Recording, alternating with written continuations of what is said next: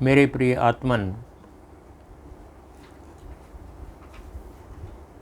कुछ मित्रों ने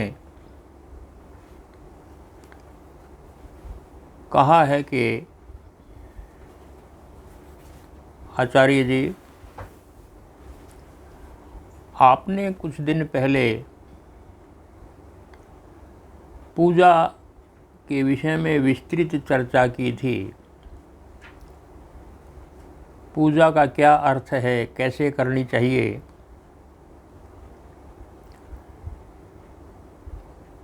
और बताया था कि पूजा का अर्थ है साकार से निराकार की यात्रा।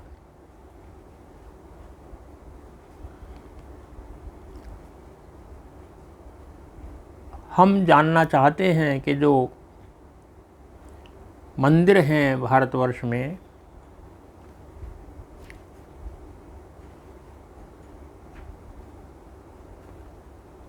उनकी आकृति के विषय में। जैसे गुंबद बनाया जाता है प्रत्येक मंदिर में, या कि उसके अंदर जो उपकरण हैं, घंटे का प्रयोग है कि धूप दीप जलाते हैं या कि तिलक लगाते हैं, इत्यादि का क्या रहस्य है। क्या ये सब आवश्यक है और इसका क्या प्रयोजन है, ये कैसे हुआ, इसके विषय में थोड़ा मार्गदर्शन करें।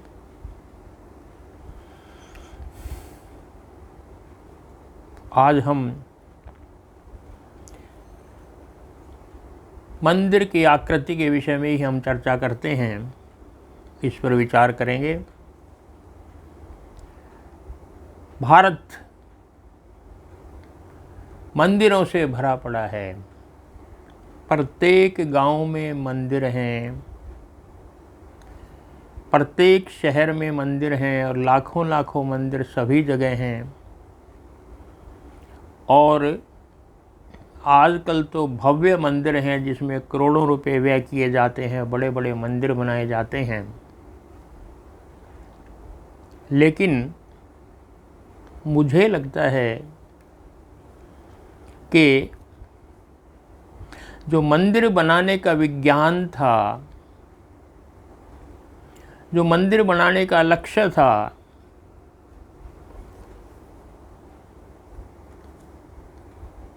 वो सब खो गया है। मैं कुछ बातें कहूँगा मंदिर के विषय में, थोड़ी हो सकता है आपको कड़वी लगें, लेकिन जो स्थिति है वो मैं कह रहा हूँ आपको। मैं कह रहा हूँ मंदिर का विज्ञान खो गया है हमारे देश से। मैं एक एक छोटी छोटी बात की चर्चा करूँगा। प्रत्येक मंदिर में गुंबद होता है,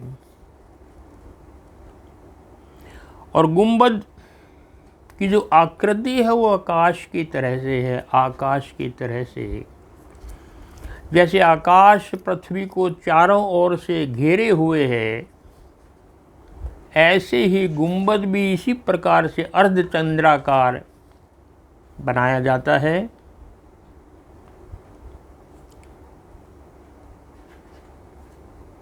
मंदिर आकाश की प्रतिकृति है, आप ये कह सकते हैं। हम मंदिर में बैठ करके ओंकार की ध्वनि करते हैं। गुंबद का अर्थ थोड़ा समझ लेंगे आप क्या है। प्रत्येक मंदिर में गुंबद होता था। केवल मंदिर में नहीं, मस्जिद में भी गुंबद होते हैं, चर्च में भी गुंबद होते हैं। आखिर कुछ तो विज्ञान होगा उनका, इसे हम समझने का प्रयास करेंगे। जो ही हम किसी विशेष मंत्र की ध्वनि गुंबद के नीचे बैठ कर के बार बार करते हैं, मंत्र की आवृत्ति करते हैं। जैसे हम यदि बैठ कर के ओम की आवृत्ति करते हैं, ओम की ध्वनि करते हैं, और हम जितनी सघनता से, जितनी तीव्रता से गुंबद में बैठ करके, मंदिर में बैठ करके ओंकार की ध्वनि करेंगे, ओम ओम ओम, वो ध्वनि एक गुंबद में गूंज करके हमारे शरीर में ही प्रवेश करती है, हमारे पास ही आती है। यदि हम आकाश के खुले में बैठ करके ओम की ध्वनि करें तो आकाश इतना विराट है कि हमारी ध्वनि उसमें खो जाएगी। इसलिए आकाश की आकृति का हमने उसकी प्रतिकृति के रूप में मंदिर बना लिया है और उसमें ये गुंबद बना लिया है। उस छोटे से गुंबद में हम अपना मंत्रोच्चार कर सकते हैं, ओंकार की ध्वनि कर सकते हैं, और जितनी सघनता से करेंगे, जितनी तीव्रता से करेंगे, उतनी ही वो ध्वनि गुंबद में गूंजती है और गूंज करके वो हमारे पास ही आती है, नष्ट नहीं होता। ये विज्ञान है गुंबद का। जो उच्चारण हम करते हैं गुंबद में, गूंजती है उसमें ध्वनि, हम ध्वनि भेजते हैं, लेकिन वो ध्वनि एक वर्तुल बनती है, एक सर्किट बनाती है, और सर्किट बना करके वो हमारे पास ही, हमारे शरीर में ही वापस आती है। और जो ही वो ओंकार की ध्वनि हमारे पास आती है, हमें एक दिव्यता का अनुभव होता है।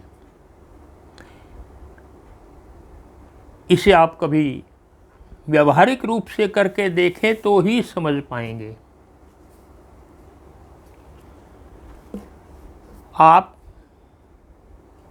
केवल मंदिर में नहीं, किसी भी बुद्ध पुरुष की, बुद्ध की, महावीर की, किसी योगी पुरुष को बैठे हुए देखिएगा, वो सिद्धासन में बैठते हैं या पद्मासन में बैठते हैं और उनके हाथ उनके घुटनों पर होते हैं, और तब वो ओंकार की ध्वनि करते हैं या किसी मंत्र का जाप करते हैं, तो वो जो ध्वनि की ऊर्जा है वो बाहर नहीं जाती है, वो हमारे शरीर में ही लौट करके आती है। इसलिए वो सिद्धासन या पद्मासन में बैठते हैं और एक ऐसा वर्तुल बनता है जैसे गुंबद ही बन जाता है, हाथ सामने घुटनों पर और वो बैठे हुए, कभी देखना उनका चित्र। इसके पीछे विज्ञान यही है। ऐसे नहीं बैठते लोग, कहते हैं सिद्धासन में इसलिए बैठते हैं कि देर तक बैठे रहें, ये कारण है, लेकिन मूल कारण ये है कि एक वर्तुल बनता है और जो ऊर्जा निर्मित होती है वो उन्हीं पर आती है, वो कहीं बाहर नहीं जाता। ये मूल कारण है। इसलिए गुंबद बनाए जाते हैं। गुंबद बहुत आवश्यक हैं। आजकल क्योंकि शिक्षा ज़्यादा हो गई है और फिर विदेशियों ने हमारे मंदिरों को देख करके कहा कि ये तो बहुत गंदे हैं। गुंबद जो चारों तरफ से बंद है, केवल एक मार्ग है जाने का, उसको देख करके विदेशियों ने, यूरोपियनों ने ये कहा कि इसमें तो कोई खिड़की है, ना दरवाज़ा है, ना कोई वेंटिलेटर है, इसमें हवा ही नहीं आती, तो ये बहुत ज़्यादा अनहाइजीनिक है। और ये यहाँ के लोगों के मस्तिष्क में आ गया कि ये अनहाइजीनिक है। और आजकल मंदिर बनने लगे जिनमें गुंबद ज़रूरी बात नहीं होता हो, एक कमरे में मंदिर बना देते हैं जिसमें खिड़कियाँ निकाल देते हैं, रोशनदान निकाल देते हैं, उसमें वो जो ध्वनि गूंजने की बात थी वो समाप्त हो जाती है और वो मंदिर ना रह करके वो एक घर बन जाता है, एक कमरा बन जाता है। इस विज्ञान को वो समझते नहीं। यूरोपियन तो कैसे समझें, हमारे ही लोग नहीं समझते, इसलिए उन्होंने मंदिर की बजाय एक कमरे बनाने प्रारंभ कर दिए हैं जिसमें खिड़की और दरवाजे निकलते हैं। इसका असर ये हुआ कि वो मंदिर रह नहीं गए हैं। जिस लक्ष्य के कारण मंदिर बनाए गए थे, वास्तव में मंदिर ऐसा नहीं है कि आप जाएं, मूर्ति के सामने हाथ जोड़ें, कुछ प्रसाद चढ़ाएं, आरती गाएं, भाग के अपने घर में वापस आ जाएं। इसलिए मंदिर बिल्कुल नहीं है जैसा आजकल हो रहा है। मंदिर साधना स्थली थे। जिन्होंने साधना करनी है वे ही मंदिर में जाते थे, वहाँ बैठ करके मंत्रोच्चार करते थे, ओंकार की ध्वनि करते थे, वही वहाँ जाते थे और उनको उसका फल मिलता था। अब केवल एक औपचारिकता रह गई है। इसलिए मैं कह रहा हूँ कि मंदिर समाप्त हो गए हैं भारतवर्ष से, चाहे कितनी बड़ी बना लें। अब उसमें कुछ और चीज़ें हम देखेंगे। उसमें हम घंटा लटका देते हैं दरवाजे पर और अंदर जाते हुए उसको बजाते हैं, वैसे भी बजाते हैं।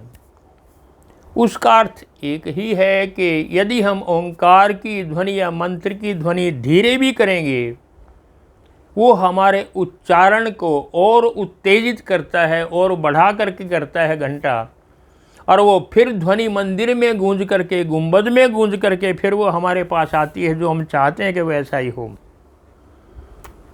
ये बड़ा आवश्यक है। मैं तो उस ध्वनि का है। यदि आप तिब्बतियों के मंदिर देखें जिनमें बौद्ध धर्म है, वो क्या करते हैं, सप्त धातुओं का एक बर्तन बनाते हैं घड़े की तरह से, काफ़ी बड़ा,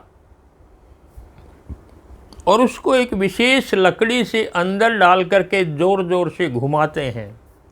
कम से कम 7 बार उसको घुमाते हैं। जो ही घुमाते हैं तो उसमें एक ध्वनि निकलती है, स्वतः ध्वनि निकलती है अपने आप ही। और क्या ध्वनि निकलती है, बार बार आप देखेंगे उसमें वो ध्वनि निकलती है,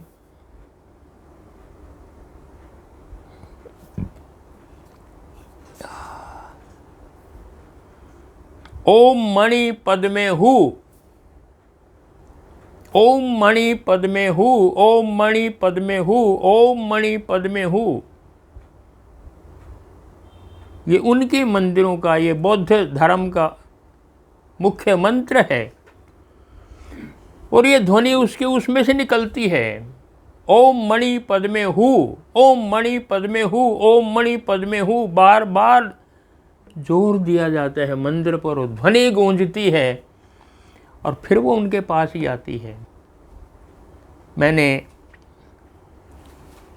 भारत में भी बौद्धों के मंदिर देखे हैं और जापानियों के भी मंदिर देखे हैं, उनमें भी यही स्थिति है।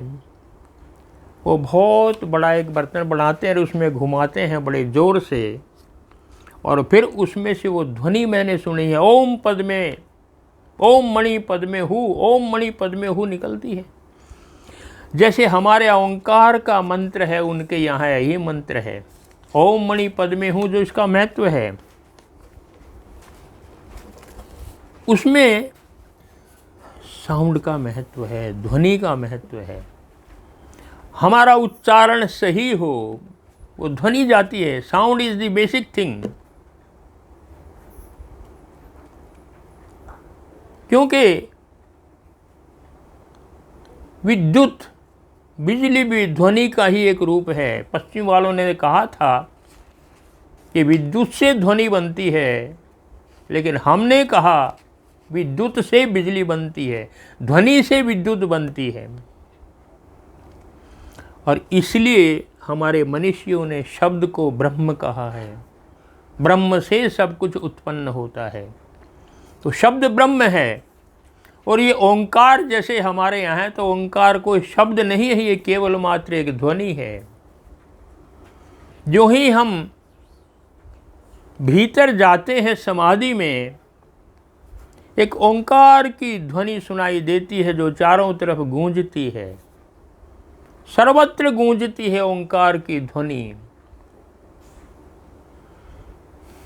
जो ही हम मौन होकर के ध्यान में बैठते हैं, हमें वो सुनाई देती है। उसको हम अनाहद नाद कहते हैं। अनाहत कोई भी ध्वनि आहत करने से होती है, दो के चोट करने से होती है। मैं बोल रहा हूँ, इसमें भी चोट है, तालू की दांतों से या के जिह्वा की आपस में टकराते हैं तो ध्वनि निकलती है, ये ना हो तो ध्वनि ना निकले। संसार में कोई भी ध्वनि दो के मिलने से, टकराने से होती है, इसको आहत कहते हैं। लेकिन उस ध्वनि को अनाहत कहते हैं जो बिना किसी दूसरे के स्वयं हो रही है, जो प्रतिपल 24 घंटे गूंज रही है हमारे इस सृष्टि में, आकाश में।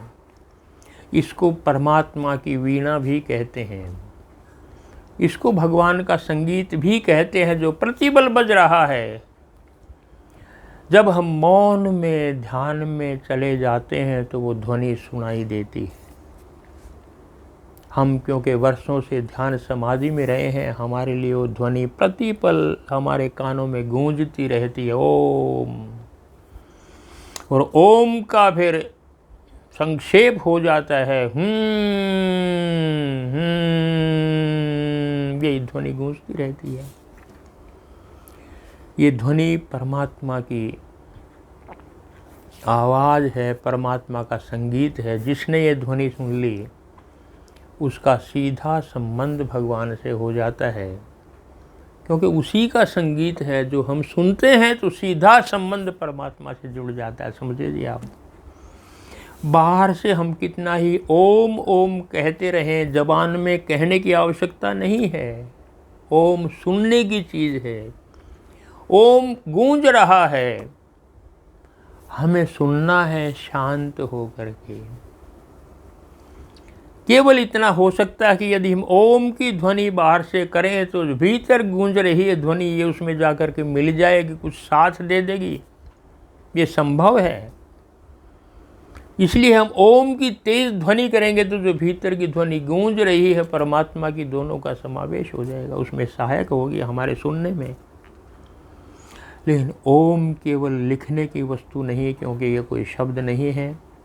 ओम कोई कहने की वस्तु नहीं है, ओम सुनने की वस्तु है, ओंकार की ध्वनि है।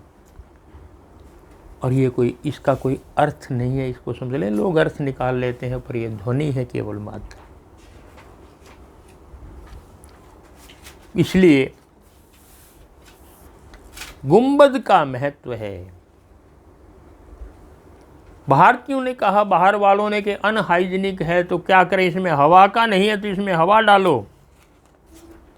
और उसका प्रयोग किया गया, उसका प्रयास किया गया, खिड़की विड़कियाँ बना दी गई। उनको ये नहीं पता कि जो ही ओंकार की ध्वनि गूंजती है तो उसमें कुछ अशुद्धता रहती ही नहीं। ये विज्ञान है, साइंटिफिक है।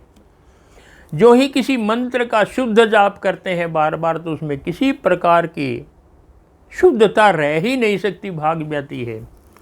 इतना ही नहीं, कोई बीमारी हो तो वो भी पास नहीं आती। ये तो मंदिर हैं जो शहर और गांव में बने हुए हैं। आपने देखे होंगे, कभी हिमालय में जाइएगा, हमारे साधु गुफाओं में रहते थे, जिसमें मुश्किल से जाया जाता है, छोटा सा दरवाज़ा होता था। वहाँ कौन सा खिड़की दरवाजे होते थे, और वहाँ जा कर के वो साधना करते थे वर्षों तक। केवल हिमालय में नहीं, मैंने वहाँ देखे हैं, लेकिन मैंने तो मध्य प्रदेश में भी और महाराष्ट्र में भी बौद्धों की, जैनियों की ऐसी गुफाएं देखी हैं जो पहाड़ों में बना रखी हैं, और वहाँ पर बैठ के वो साधना करते हैं, जिसमें ऐसा कुछ नहीं है, क्योंकि वो साधना ऐसी है, वो ध्वनि ऐसी है, उसमें किसी प्रकार की अशुद्धता आ ही नहीं सकती, इसलिए गुफाओं में जाकर के एकांत में साधना करते थे। लेकिन आज मॉडर्नाइज हो गए हैं, मंदिर भी मॉडर्न बन गए हैं, उसमें रिसेप्टिविटी जो गूंज से हमारी ओर आती है, जो संग्राहकता है, जो ऊर्जा निर्मित होती है उस गुंजन से, वो समाप्त हो गई है और वो विज्ञान खो गया है, वो वास्तुकला खो गई है जिसके आधार पर मंदिर बनाए गए थे। इसलिए कितने भव्य मंदिर बना लो, बहुत अच्छे मकान है, पर वो मंदिर नहीं है।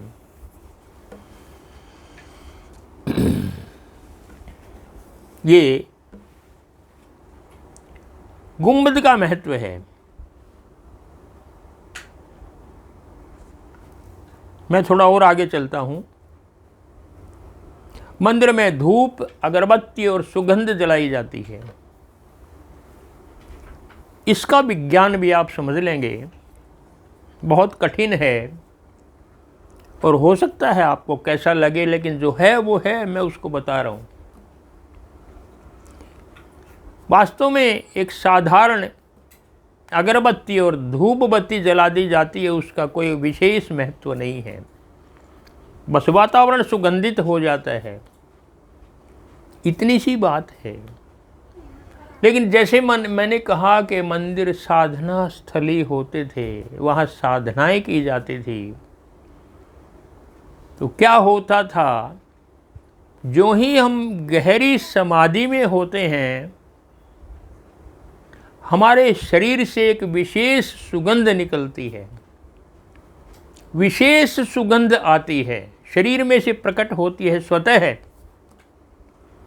और जैसी सुगंध शरीर में से प्रकट होती है, वही सुगंध हम प्रयास करते हैं कि बाजार में कहीं मिल जाए, ताकि वो जो सुगंध जला दी जाए, जो भीतर की सुगंध से मिलती है, तो वो सुगंध हमारे भीतर से जल्दी प्रकट हो सके। तो सुगंध का महत्व तभी है जब भीतर से जो सुगंध आए, उससे मिलती जुलती कोई सुगंध बाजार में मिल जाए, जो बड़ी कठिन होती है। ये बड़ा अटपटा सा लगता है, लेकिन जो ध्यान समाधि में उतरे हैं वही इस बात को समझ सकते हैं। मैंने वर्षों तक बहुत समाधियाँ की हैं, और मैं कुछ साल पहले हिमाचल प्रदेश में धर्मशाला हिल स्टेशन है, उसके भी और 3-4 किलोमीटर ऊपर एक नड्डी स्थान है, जो उस पहाड़ी की सबसे ऊंची चोटी है। वहाँ पर कोई बाज़ार नहीं, कोई दुकान नहीं, पर 2-3 होटल बने हुए हैं ऐसे व्यक्तियों के लिए जो भीड़ से दूर रहना चाहते हैं, एकांत में शांति चाहते हैं, पर्वतों पर जा कर के। हमने भी एक पूरे होटल को किराए पर लिया और उसमें कम से कम 60-70 साधक उसमें कमरों में रहने लगे। एक हॉल था, उसमें प्रतिदिन ध्यान समाधि में डूब जाते थे। दिव्य समाधि करवाई जा रही थी, दिव्यता। और जो ही दिव्य समाधि हम कर रहे थे, हॉल में आंखें बंद, और मैंने देखा कि मेरे भीतर से एक विशेष गंध आनी प्रारंभ हो गई। विशेष सुगंध से मैं सारा भर गया, जैसे सारा हॉल भर गया हो, सारा वातावरण भर गया हो। मैं डूबता चला गया उस सुगंध में, इतनी आनंददायक थी कि शब्द नहीं है। 1.5 घंटे पश्चात जब समाधि समाप्त हुई,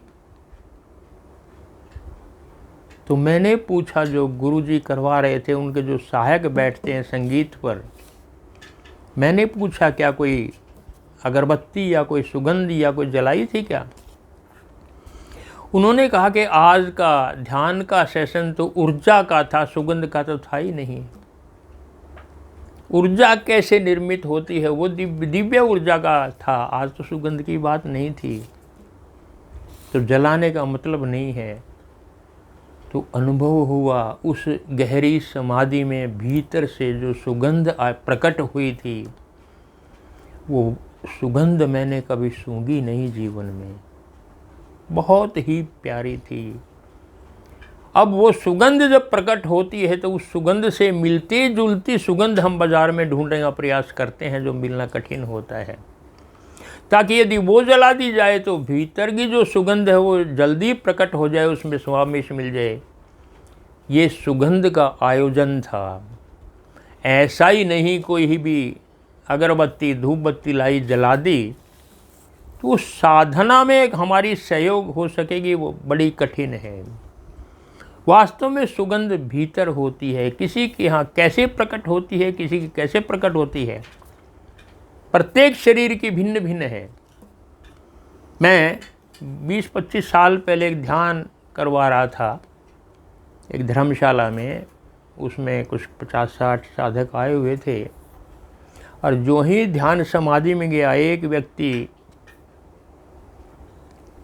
ध्यान समाप्त होने के बाद मेरे पास आया और उसने कहा कि मेरे भीतर से विशेष सुगंध आ रही है, क्या ऐसा है, क्या कारण है इसका, मुझे सुगंध महसूस हो रही है। उसने कहा हाँ, वो तुम्हारे भीतर से आ रही है, वो आपकी ही सुगंध है, बाहर से आवश्यकता नहीं है। और ये सुन कर के वो साधक ज़ोर ज़ोर से रोने लगा, उसकी आंखों में आंसू आ गए और कहने लगा क्या मैं यहाँ तक पहुँच गया हूँ कि मेरे भीतर से सुगंध प्रकट हो जाए। ये तो बहुत बड़ी उपलब्धि है। मैंने कहा ये कोई उपलब्धि नहीं है, अब तो प्रारंभ है, आप प्रारंभ कीजिए। पता नहीं क्या क्या होता है साधनाओं में, समाधियों में शब्द नहीं होते, साधक कभी बताते भी नहीं क्या हुआ। प्रारंभ कीजिए, इतना कुछ सब कुछ हमारे भीतर है। जिन्होंने जाना है उन्होंने कहा है, जो ब्रह्मांड में है वही पिंड में है, सब कुछ तो मेरे भीतर है, ऊर्जा मेरे भीतर है, सुगंध मेरे भीतर है, दिव्य स्वाद मेरे भीतर है। दिव्य स्वाद का हमने साधनाएं की थी तो वो स्वाद आया भीतर से। ये वो स्वाद कभी चखा नहीं था। ये सब मेरे भीतर है। हम बाहर ढूंढ रहे हैं और बाहर मिलता नहीं है। और इसलिए जो साधना में जाते हैं, जो वास्तव में साधक हैं, जो डूबे रहते हैं परमात्मा के नाम में भीतर, उनके भीतर से क्या सुगंध है, क्या स्वाद है, क्या ऊर्जा है। दिव्य ऊर्जा में जब हम डूबे तो ऐसा लगा जैसे बहुत सारी शराब पी ली हो, हमारे पैर डगमगा रहे थे, ऊर्जा से भर गए थे। जो भी दिव्यता है वो मेरे भीतर है, कहीं बाहर से नहीं आएगी। दिव्यता भीतर है। जो ही हम अपने भीतर जाते हैं तो वो प्रकट होती है, वो मेरे लिए होती है, किसी और को पता भी नहीं चलता। उस सुगंध का, उस दिव्यता का, उस ऊर्जा का, उस स्वाद का जो भीतर डूबता है वही अनुभव कर सकता है, ऐसा बाकी संसार को क्या पता। इसलिए जब भी बताते हैं कि ऐसा ऐसा होता है तो लोगों को विश्वास नहीं होता, ये कैसे हो सकता है, किंतु ये है। जितने तीर्थंकर हैं जैनियों में, आप आश्चर्य करेंगे, शायद पता नहीं होगा, उनकी पहचान उनके शरीर से आने वाली सुगंध से होती है। तीर्थंकरों के शरीर से, उनकी देह से सुगंध आती है और वो सुगंध भिन्न भिन्न होती है। महावीर के समय में कम से कम 8 व्यक्ति ऐसे थे जिन्होंने दावा किया था कि हम भी तीर्थंकर हैं, हमें घोषणा होनी चाहिए। लेकिन महावीर को उनकी सुगंध से पहचाना गया था और उनको मान्यता दी थी कि तुम तीर्थंकर हो, बाकी को छोड़ दिया था। मस्जिद में मुसलमान जहाँ भी साधना करते हैं वो लोबान जलाते हैं। क्यों जलाते हैं लोबान? वो ध्वनि करते हैं उसी गुंबद में, अल्लाहू अल्लाहू अल्लाहू अल्लाहू, और धीरे धीरे अल्लाह समाप्त हो जाता है, केवल हूँ की ध्वनि रह जाती है, हूँ हूँ।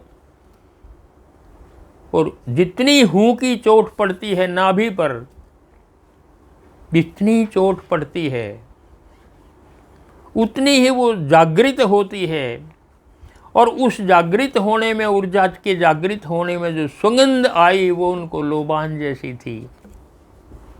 वो भीतर से सुगंध आई, उसका अनुभव हुआ कि ऐसी सुगंध है, और इसलिए फिर साधकों ने फिर वो सुगंध ढूंढी भीतर से जो आई थी, और वो सुगंध लोबान से मिलती जुलती थी। इसलिए मुसलमान सदैव कोई दूसरी धूप बत्ती अगरबत्ती नहीं जलाते, वो लोबान जलाते हैं।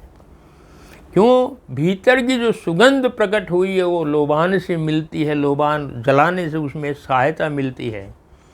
तो सबका भिन्न भिन्न है, किसको क्या अनुभव होता है, किसको कैसी सुगंध होती है, किसको कैसा स्वाद मिलता है, किसको क्या चाहिए, बिल्कुल भिन्न भिन्न है ये। यदि हम अल्लाहू करने लगे तो हमें वो बात नहीं होगी, क्योंकि हमारे तत्व हमारे भीतर, हम जिस सांचे ढांचे में डले हैं उसमें ओंकार ही प्रकट हो सकता है, अल्लाह से नहीं। इसलिए जो हमें सरलता है हम उसी मार्ग पर उसमें चलना चाहिए। हमें कुछ और आगे चलते हैं। मस्तक पर चंदन लगाया जाता है, चंदन यहाँ लगाते हैं, इसको आज्ञा चक्र कहते हैं। दो भ्रकटियों के बीच में आज्ञा चक्र, ये छठा चक्र है। 7 चक्र होते हैं जो सूक्ष्म तल हैं, और उसमें आज्ञा चक्र है। आज्ञा चक्र बड़ा गर्म होता है, 1.5 उंगल अंदर है। जो ही हम गहरी साधना में आज्ञा चक्र पर अपने मन को एकाग्रित करते हैं, ये गर्म होता चला जाता है। जिन्होंने बहुत साधनाएं की हैं आज्ञा चक्र में, उसका ये स्थान बिल्कुल काला हो जाता है। और क्योंकि गर्म हो जाता है, तो आपने सुना होगा कि भगवान शंकर ने तीसरे नेत्र से फलाने को भस्म कर दिया। यही वो तीसरा नेत्र है। यहाँ से यदि शक्ति है भगवान शंकर जितनी, तो इतनी ऊर्जा गर्म निकल सकती है कि वो भस्म कर दे। जो ही साधना में हम इस पर एकाग्रचित होते हैं, ये आज्ञा चक्र गर्म हो जाता है, और इसको शीतल करने के लिए हम चंदन का तिलक लगाते हैं। आप ये भी कह सकते हैं बर्फ़ का क्यों नहीं, बर्फ़ ठंडी है, ठंडी में और शीतलता में अंतर है। ठंडाई केवल चमड़ी तक जाती है, उसका स्वभाव भी गर्म है। जिसको तासीर कहते हैं उसका तासीर गर्म है, बर्फ़ का वो केवल ठंडी है, चमड़ी से भीतर ऊपर ऊपर रहती है, गर्म हो जाएगी। लेकिन चंदन जो है उसकी सुगंध, उसका जो प्रभाव है वो चमड़ी के भीतर तक जाता है, वो शीतलता प्रदान करता है, ठंडक नहीं। इसलिए हम आज्ञा चक्र पर सदैव चंदन का टीका लगाते हैं ताकि वो ठंड रहे। ये बहुत आवश्यक हैं। कुछ और भी हम चीज़ें लेते हैं संक्षेप में। घी का दिया जलाते हैं। क्यों? इसका भी विज्ञान समझ लेंगे, ऐसे ही नहीं है। दिए की रोशनी बड़ी मध्यम सी होती है, और वो मध्यम रोशनी ही चाहिए। आजकल तो मैं फिर कहूँगा कि मंदिरों में बल्ब लगा दी हैं, ट्यूब लगा दी हैं, खूब रोशनी होती है, लेकिन वो विज्ञान खो गया है जिसके लिए दिया जलाया जाता था। और उस बिजली के बल्ब का कोई महत्व नहीं है, वो हानि करता है। वास्तव में क्या है कि जो ही हम समाधि में जाते हैं और डूबते हैं उसमें, तो भीतर प्रकाश प्रकट होता है, हमारे भीतर प्रकाश है वो पैदा होता है। और वो जो प्रकाश होता है वो बड़ा मध्यम होता है, धीमा धीमा होता है। ये कहिए जैसे शाम के धुंधुलके में बिल्कुल मध्यम प्रकाश होता है, ऐसा ही हमें भीतर से अनुभव होता है। प्रकाश अनाक्रामक है। कुछ लोगों ने लिखा कवियों की तरह से कि भीतर जब ध्यान समाधि में जाते हैं तो भीतर सैकड़ों सूर्यों का प्रकाश प्रकट होता है, ये सब गलत है। हम एक सूर्य का प्रकाश नहीं झेल सकते। यदि आंखें मिलाएं सूर्य से तो हमारे बस का नहीं है, तो सैकड़ों हजारों सूर्यों का प्रकाश कौन झेलेगा? वो तो आक्रामकता हो जाएगी प्रकाश की। नहीं, बहुत मध्यम धीमा धीमा प्रकाश भीतर से दिखाई देता है, और उससे मिलता जुलता इसलिए हम घी का दीपक जलाते हैं। और घी के दीपक की वही मध्यम रोशनी, हम आंख बंद करके साधना में लीन हो जाते हैं, वही प्रकाश जो दीपक का है, हमारे जो भीतर प्रकाश प्रकट होता है उससे मिलता है, समन्वय होता है, और वो दीपक का प्रकाश सहायक होता है।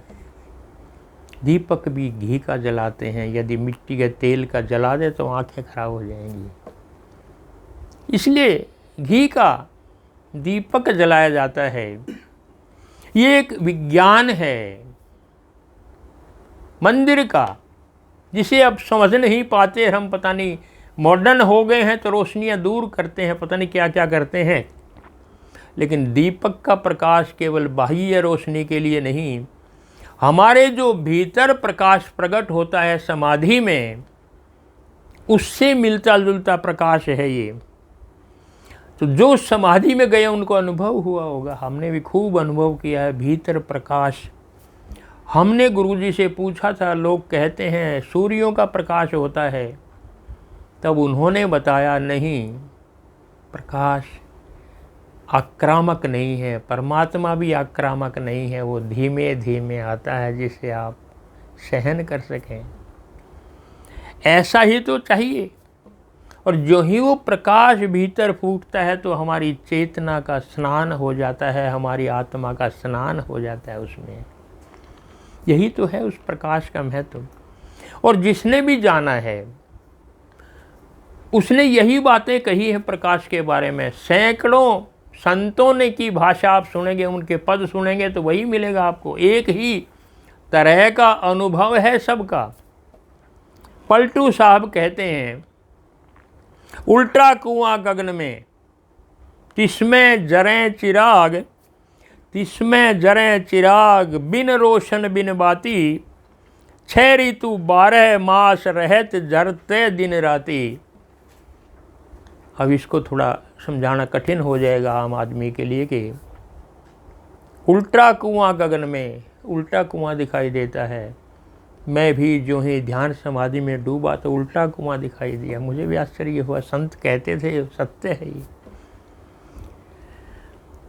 और उस उल्टे कुएं में दीपक जल रहे थे, प्रकाश हो रहा था, और वो प्रकाश स्वतः है।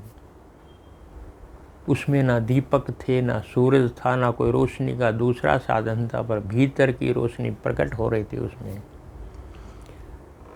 उल्टा कुआं जिसमें जरे चिराग, जिसमें दीपक जल रहे थे भीतर के। बिन रोशन बिन पाती, बिना तेल के बिना बाती के, अनवरत सतत रूप से वो प्रकाश जलता रहता है, प्रकट होता रहता है। 6 ऋतु 12 मास, 24 घंटे 12 मास, जो ही हम डूबते हैं समाधि में तो जलता रहता है दीपक, भीतर का प्रकाश। और जिसको भीतर का प्रकाश मिल गया उसे बाहर के प्रकाश की आवश्यकता नहीं है। इसलिए संत साधु साधक जिनको ये अनुभव हो चुका है उस प्रकाश में खोए रहते हैं, प्रकाश का आनंद लेते हैं। कबीर साहब ने भी यही कहा था, बिरहीन मंदिर दियरा बार। बिरहीन जो परमात्मा से विरही हो गए हैं, अपने से भीतर के मंदिर में दिया जला। बिन बाती बिन तेल जुगति सो, बिन दीपक उजियार। भीतर का उजियारा होगा, बिना दीपक के, बिना बाती के, बिना तेल के भीतर प्रकाश प्रकट होगा। और वो प्रकाश शीतल होगा, मध्यम होगा, तुम्हें आनंदित कर देगा, तुम्हें प्रफुल्लित कर देगा। ऐसा प्रकाश भीतर जलता है। इसलिए हम बिजली के बल्ब और ट्यूब नहीं, हम घी का दिया जलाते हैं, जो मध्यम मध्यम रोशनी और वो रोशनी भी इसलिए कि वो भीतर के प्रकाश से मिलती जुलती है। ये सारे उपकरण थे जिनका वैज्ञानिक अर्थ था। हमारे मनीषियों ने ये मंदिर बनाए थे, वो साधना स्थली थी, कोई औपचारिकता नहीं कि गए और विदिया जलाया और बाहर भाग गए। वो वहाँ बैठ कर के साधना करते थे और साधना करते थे, उसका फल उनको मिलता था। इसलिए चाहे वो धूप अगरबत्ती हो, चाहे वो चंदन का तिलक हो, चाहे वो दिया हो, चाहे वो घंटा बंधा हो, चाहे वो गुंबद हो,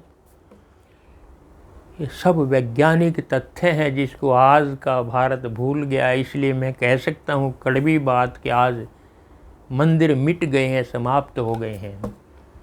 मंदिरों का जो विज्ञान था, जो साधना करने के लिए बने थे कभी, वो अब मात्र औपचारिकता रह गए हैं, फॉर्मेलिटी रह गए हैं। जाओ और भागो भागो प्रसाद चढ़ाओ और अपने घर में आ जाओ, उसका कोई अर्थ नहीं है। इसलिए यदि हमें पुनः मंदिरों की पुनर्स्थापना करनी है, हमें उसी पुराने विज्ञान में आना पड़ेगा। हमें भीड़ तंत्र नहीं चाहिए। जिनको साधना करनी है वही मंदिर में जाएं, वही मंदिर में बैठें, साधना करें। उनको पता लगेगा गुंबद का अर्थ क्या है, ध्वनि कैसे गूंजती है, दीपक का अर्थ क्या है, घंटा क्यों बजाया जाता है, माथे पर तिलक क्यों लगाया जाता है। इन सब का उसको लाभ मिलेगा। अब तो क्योंकि दूसरे कर रहे हैं तो तुम भी घिस करके चंदन लगा दो, दूसरे कर रहे हैं तो तुम भी जला लो। इसके अतिरिक्त और कुछ नहीं है। मैं चाहूँगा, थोड़ी सी व्याख्या की है हमने इसकी, इसको हम विज्ञान को समझेंगे और मंदिर को मंदिर ही रहने लेंगे, घर नहीं बनाएंगे। मंदिर को उस गुंबद में ही बनाएंगे, हम कोई कमरा नहीं बनाएंगे, उसमें खिड़कियां नहीं लगाएंगे, उसमें कोई बल्ब नहीं लगाएंगे, वो समाप्त हो जाती है बात। ध्यान हमें भीतर डूबना है, हमें बाहर के प्रकाश की आवश्यकता नहीं है कि बहुत तेज प्रकाश ट्यूब्स का हो कि लाइटों का हो। वो प्रकाश हमारे भीतर से पैदा हो और वो मध्यम प्रकाश होता है, कहीं सैकड़ों सूर्यों का नहीं होता। ये मैं आज कह रहा हूँ। इसलिए हमें घी के दीपक जलाने हैं, रोशनियाँ नहीं करनी है। हमें मंदिर नहीं बनाने हैं, हमें घर नहीं बनाने हैं। यदि हो सके तो आइए पुनः उसी धारा में चलते हैं, उनकी उपयोगिता को समझते हैं। और हमारे मनीषियों ने, हमारे ऋषि मुनियों जो विज्ञान हमें दिया है, जो वास्तुकला दी है मंदिरों के बनाने की, आप देखेंगे मैंने कहा मस्जिदों में भी गुंबद होते हैं, चर्च में भी गुंबद होते हैं। क्यों? इस तथ्य को उन्होंने समझ लिया था जिसको आज भुलाया जाता है मॉडर्न समझ करके। आइए पुनः इसको देखते हैं और पुनः उस मंदिर की साधना में डूबते हैं जिसके लिए वो बनाए गए थे। सारा जीवन धन कमाने में, रोटी कपड़ा मकान कमाने में हम लगा देते हैं। अच्छा है कि हम अपने जीवन का अनमोल समय है वो साधना में गुजारें, वो सत्य को प्राप्त करने में गुजारें, परमात्मा को जानने में गुजारें, स्वयं के भीतर जाने में। जहाँ मैं बैठा हूँ, जहाँ मैं स्थित हूँ, स्वयं के पास जाने में गुजारें। अपने पास तो कभी जाएं। हम सब बाहर बाहर घूमते रहते हैं। ढूंढता फिरता हूँ इकबाल अपने आप को, आप ही मुसाफिर, गोया आप ही मुसाफिर और आप ही मंजिल हूँ मैं। अपने आप को ढूंढता फिरता हूँ, और कहाँ ढूंढोगे उसको, मेरे भीतर सब कुछ है। आइए अपने भीतर घुसें, जहाँ मैं हूँ उससे परिचय करें, कुछ पल बैठें। यही साधना का रहस्य है, यही मंदिरों का रहस्य है। आशा है इन सारी बातों से आपको कुछ ना कुछ तो मिलेगा। यदि मिल जाए तो मेरा कहना धन्य हो जाएगा। जिन मित्रों ने पूछा है वो जितने भी संतुष्ट हो पाएंगे वो आप देख लेंगे। आज इतना ही। जय श्री राम।